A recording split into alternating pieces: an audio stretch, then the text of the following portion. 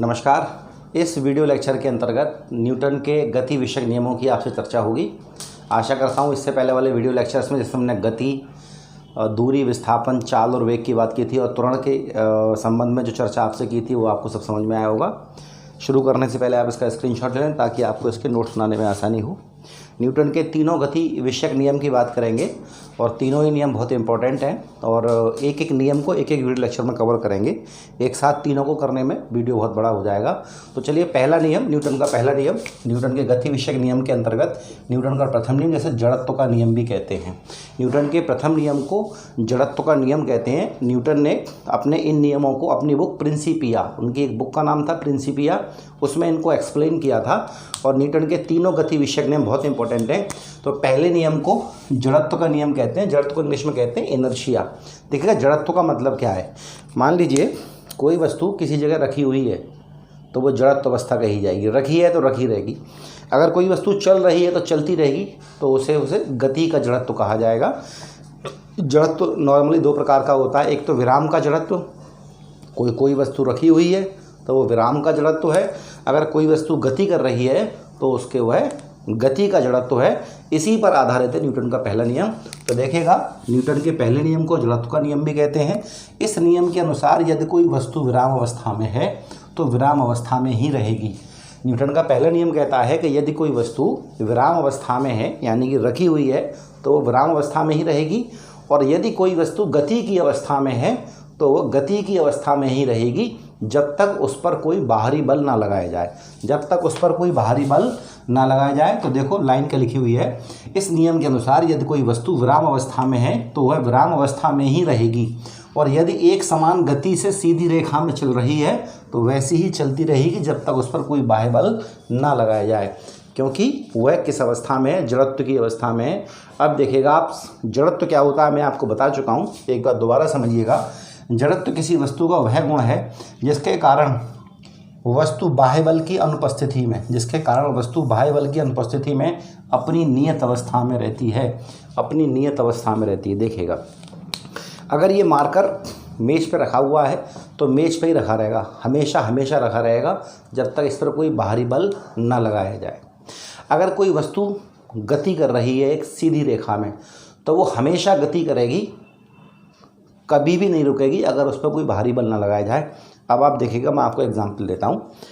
ये मार्कर रखे होने वाला एग्जाम्पल तो बहुत कॉमन है कि कोई भी वस्तु आपके कमरे में मेज, स्टूल इत्यादि सब रखे हैं तो हमेशा रखे रहते हैं जब तक आप उन पर बल लगाकर, बाहरी बल लगाकर उनकी अवस्था में परिवर्तन ना करें, तब तक वो हमेशा उसी अवस्था में रहेंगे। अब कोई वस्तु गति वाली है, उसको समझिएगा। आपके पास एक बॉल है, आपने उसको ज़मीन पर फेंका और थोड़ी देर लुढ़कने के बाद वो रुक जाती है। अब आप कहेंगे वो तो रुक गई, हमने तो नहीं रोकी, अपने आप रुक गई। लेकिन आप यहाँ समझिएगा, जब भी आप किसी बॉल को फेंकते हैं, मान ली ज़मीन पे आप फेंकेंगे तो ज़मीन के संग बल लगेगा कौन सा? घर्षण बल। जब भी कोई बॉल ज़मीन की सतह पर अगर लुढ़केगी तो कौन सा बल लगेगा? घर्षण बल। और घर्षण बल क्या करता है? गति का विरोध करता है। घर्षण बल क्या करता है? गति का विरोध करता है। तो घर्षण बल लगा ना एक बल, तो धीरे धीरे क्या हो जाएगा? घर्षण बल का मान बढ़ता जाएगा और बॉल क्या हो जाएगी? रुक जाएगी। अगर उसी बॉल को मैं अंतरिक्ष में फेंक दूं, अंतरिक्ष में घर्षण बल नहीं है, क्योंकि वहाँ पे कोई भी माध्यम नहीं है, ना ठोस है, ना द्रव है, ना गैस है। अगर उस बॉल को मैं अंतरिक्ष में फेंक दूं तो फिर वो बॉल कभी नहीं रुकेगी, क्योंकि अंतरिक्ष में उस बॉल पर कोई भी बाहरी बल काम नहीं करेगा। और जब कोई बाहरी बल काम नहीं करेगा तो वो गेंद कभी भी विराम की अवस्था में नहीं आएगी। तो यहाँ न्यूटन का नियम बिल्कुल क्लियर है कि कोई वस्तु विराम में है तो विराम में ही रहेगी, और अगर कोई वस्तु गति में है तो हमेशा गति में रहेगी जब तक उस पर कोई बाहरी बल ना लगाया जाए।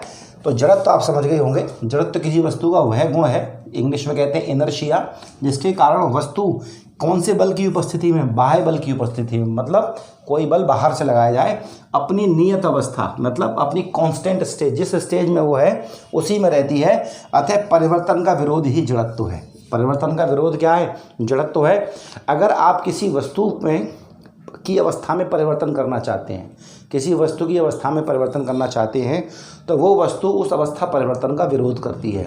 न्यूटन के नियम की एक लैंग्वेज ये भी है कि यदि कोई वस्तु विराम अवस्था में है तो विराम अवस्था में रहेगी, या गति में है तो गति में रहेगी, अगर जब तक उस पर कोई बाहरी बल न लगाया जाए। लेकिन न्यूटन के नियम का एक और स्टेटमेंट ये भी है कि कोई भी वस्तु अपनी अवस्था में होने वाले परिवर्तन का विरोध करती है। अगर आप वो वस्तु अगर गति में है, आप रोकना चाहेंगे तो विरोध करेगी।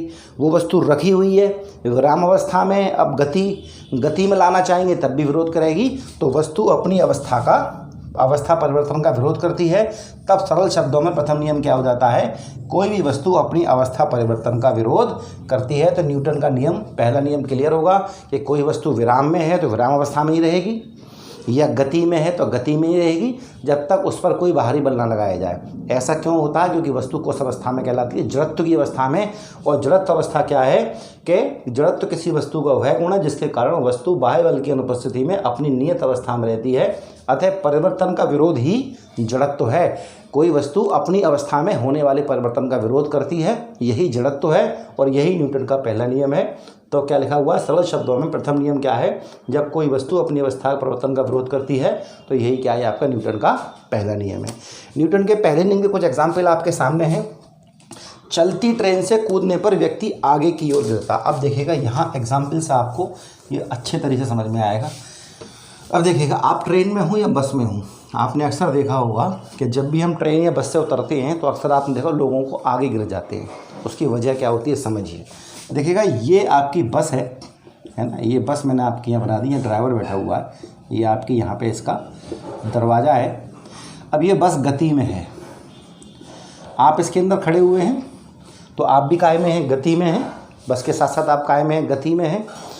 अब चलती बस से आप उतरना चाहते हैं। जैसे ही चलती बस से आप उतरे तो आपने अपने पैर ज़मीन पर रखे, और ज़मीन कैसी है, स्थिर। आप चलती बस में हैं, चलती बस से जैसे ही नीचे उतरे आपने अपने पैर ज़मीन पर रखे, ज़मीन स्थिर है, लेकिन आपकी बॉडी काय में है, गति में है। आपकी बॉडी गति में ही रहना चाहती है, वो रुकना नहीं चाहती, क्योंकि आपकी बॉडी गति के जड़त्व में है। बस जा रही है, आपकी बॉडी भी संग संग जा रही है उसके, तो आपकी बॉडी कौन से जड़त्व में है, गति के जड़त्व में है। अब आप बस से उतरे, आपने पैर ज़मीन पर रखे तो आपके पैर स्थिर होना शुरू हुए, लेकिन आपकी पूरी जो बॉडी है ऊपर की वो क्या करना चाह रही है, वो गति करना चाह रही है। और गति करना चाह रही है तो आपकी बॉडी कहाँ जाएगी, आगे की ओर जाएगी। तो जैसे ही आप बस से नीचे उतरेंगे तो आप कहाँ गिरेंगे, आगे की ओर गिरेंगे, क्योंकि आपकी बॉडी कहाँ जाएगी, आगे की ओर जाएगी। तो आपने देखा होगा कि जो लोग नॉर्मली रोज़ाना यात्राएं करते हैं और जब वो चलती ट्रेन से या बस से उतरते हैं तो वो ट्रेन या बस के संग थोड़ा सा दौड़ लगाते हैं हल्की सी, जिससे कि उनकी बॉडी पूरी तरह से ज़मीन के साथ एडजस्ट हो जाए और वो आगे की ओर ना गिरें। लेकिन अगर आप अचानक से चलती बस या ट्रेन से आप उतरते हैं तो आप कहाँ गिरते हैं, आगे की ओर। उसका नींव वजह है न्यूटन का पहला नियम कि आपके पैर तो विराम में आ गए लेकिन आपकी बॉडी अभी भी काय में है, गति में है। तो गति किधर की तरफ हो रही है, आगे की तरफ। तो कहाँ गिर जाते हैं आप, आगे की तरफ गिर जाते हैं। तो चलती ट्रेन या बस से कूदने पर व्यक्ति आगे की ओर गिरता है। अगला है आपका रुकी हुई गाड़ी। गाड़ी रुकी हुई है, चाहे कार हो, चाहे बस हो, चाहे ट्रेन हो, कि अचानक चलने से यात्री पीछे की ओर झुक जाता है। कैसे? अब आप एक बस में बैठे हैं या कार में बैठे हैं, रुकी हुई है, बस है, कार है, ट्रेन है, रुकी हुई है, तो आप कौन से जड़त्व में हैं, आप विराम के जड़त्व में हैं। जब आप कार में, बस में, ट्रेन में बैठे हैं और वो रुकी हुई है तो आप कौन से जड़त्व में हैं, आप विराम के जड़त्व में हैं। अब क्या होगा, अब वो ट्रेन या बस या कार आगे जाती है, आगे जाती है, तो आपकी बॉडी काय में है, विराम में है, लेकिन अब जिस चीज़ में आप बैठे हैं वो गति कर रही है, तो वो तो आगे जा रही है, लेकिन आपकी बॉडी क्या करेगी, आगे जाने का विरोध करेगी, नहीं करेगी, क्योंकि जड़त्व क्या है, अवस्था परिवर्तन का विरोध ही जड़त्व है। अवस्था में परिवर्तन का विरोध करना ही जड़त्व है। तो आपकी बॉडी तो रुकी हुई थी, कार भी रुकी हुई थी, अब कार आगे जा रही है, लेकिन आपकी बॉडी क्या करेगी, विरोध करेगी। तो पहले कहाँ जाएगी, पीछे जाएगी, लेकिन फिर उस विरोध के बाद वापस, क्योंकि वो विरोध के थोड़े समय के लिए होगा तो आपको झटका लगेगा पीछे, लेकिन फिर आप कार के संग आगे चले जाएंगे। ऐसे ही जब कार चल रही हो और रुक जाए, अगर कार चल रही है और रुक जाए तो आप कहाँ चले जाएंगे, आगे की तरफ, क्योंकि आपकी बॉडी अभी कहाँ जाना चाहती है, गति में, आगे की ओर, लेकिन कार रुक गई है तो आपको भी रुकना पड़ेगा। जब कार खड़ी हुई थी और जब कार आगे जा रही थी तो आप कहाँ जा रहे थे, पीछे। जब कार चल रही है और कार रुक रही है तो आप कहाँ झुक रहे हैं, आगे। किस वजह से हो रहा है, न्यूटन के पहले नियम की वजह से। तो रुकी हुई गाड़ी के अचानक चलने से यात्री पीछे की ओर झुक जाता है। चलती हुई गाड़ी के अचानक रुक जाने से गाड़ी यात्री आगे की ओर झुक जाता है, क्योंकि इस कंडीशन में आपका शरीर विराम में रहना चाहता है इसलिए पीछे चला जाता है। इस कंडीशन में आपका शरीर गति में रहना चाहता है इसलिए आगे चला जाता है।